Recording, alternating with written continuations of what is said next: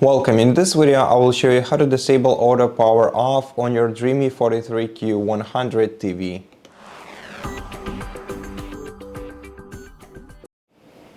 To disable auto power off on your TV, you have to first press the gear button on your remote control, then select gear icon on your screen to open all settings, and after that scroll down to System menu. And in System menu, we're gonna have to go to Power and Energy. Now go to Shut Off Timer, and if you want to disable auto power off, you have to go to When Watching and select Never first,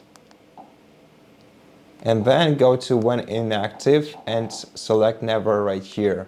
And this way your TV will never turn off automatically.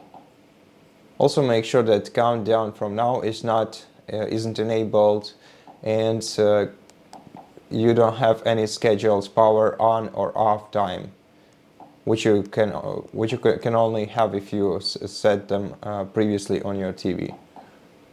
And that's it. Thanks for watching this video. If you liked it, please consider subscribing to our channel, leave us a like and a comment below, and I'll see you in the next one.